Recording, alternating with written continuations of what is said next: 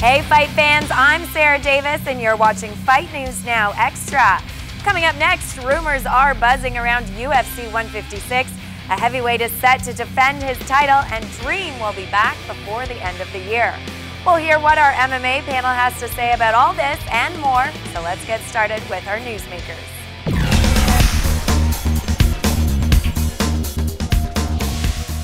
The rumor mill is buzzing, and there's a good chance that we just might see Michael Bisping take on Vitor Belfort in the co-main event at UFC 156 in Brazil this January.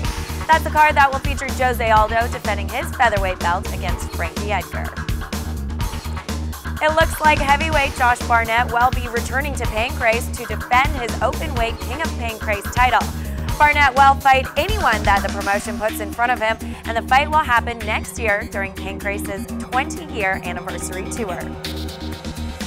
At a recent press conference, it was announced that Glory owns Dream, and they're planning on having a New Year's Eve show in Saitama, Japan.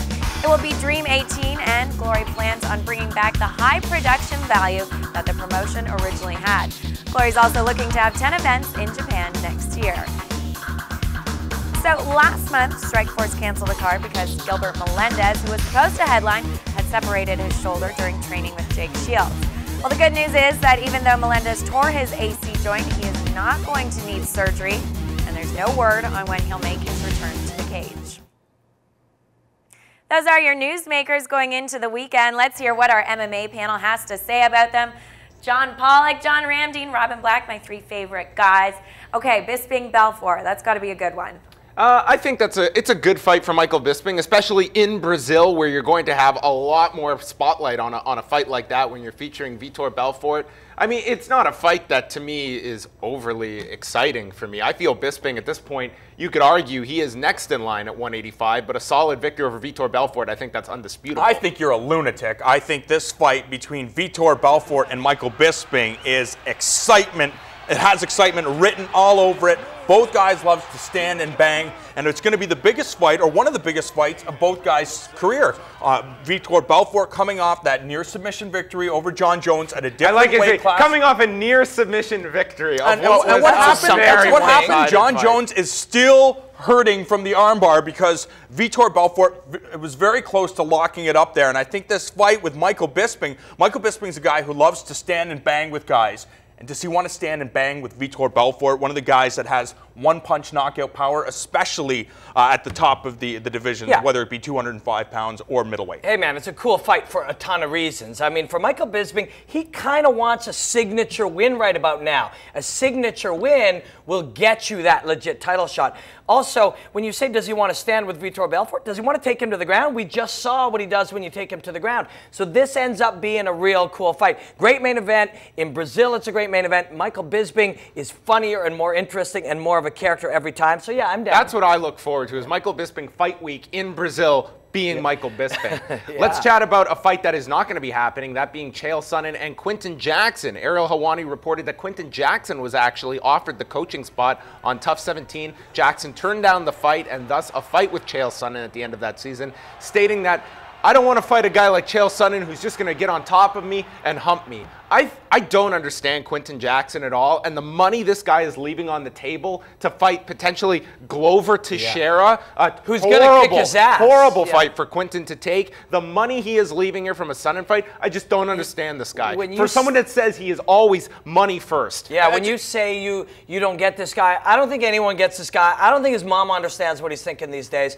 This guy is making crazy decision after crazy decision, crazy statement after crazy statement, and then to turn down this thing and then talk in the press, you know, when I see that guy, I'm like, slap him. Someone was going to pay you $500,000 to slap him, and you didn't want to do it. I think this guy could have made a ton. Coming off Ultimate Fighter, and then they have all of that weeks of television leading up to that fight, I think people would be digging that fight at 205. But the reality of things is it's what happens inside of the cage. And Quinton Jackson knows that Chael Sonnen is not going to stand and trade with him. He's going to do exactly what Rashad Evans did and take him down to the ground. And unfortunately, Chael Sonnen does not have the firepower that Rashad Evans does. Why is this guy in mixed martial arts? Because he wants to I'm not going to fight wrestlers. I'm not going to fight wrestlers. horses, then you're a boxer. Guys, honestly, this guy, how long has he been in the fight game? Yep. 10 or 12 years? In all that time, we didn't pull ourselves together, a wrestling game? That's on you. That isn't on, well, you know, I don't want to fight this guy who humps people.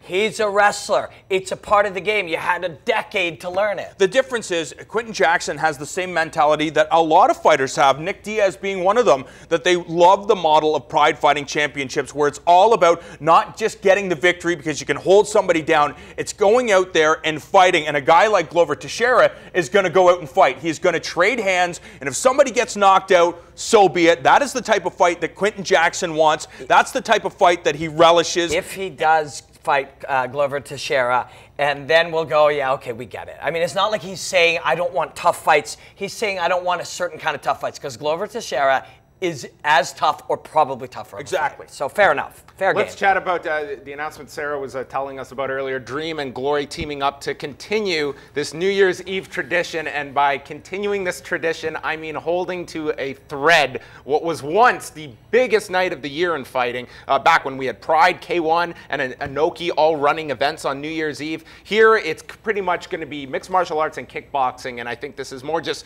doing this for the sake of doing this. To me, I love this. This is what needs to be done right now in combat sports. They have the best kickboxers in the world coming from that Glory organization. And Dream, they still have a number of good fighters that are coming out of Japan. They have Tatsuya Kawajiri, which in my opinion is still one of the best 145-pound fighters in the world. They have former Dream champion Hiroyuki Takeya on the card as well, and Satoru Kitaoka, all top Japanese fighters. Blockbuster numbers coming. Well, again, the fights are in Japan, so all they have to do is bring some international talent, couple that with the kickboxing of Glory, and it's going to be exciting. And it's going to be a great time. And, you know, we got to get up at 3 o'clock in the morning on the 31st to get drunk and watch it all day. Anybody tweet us, and we'll watch it with you. New Year's Eve, what are you going to be doing, Sarah?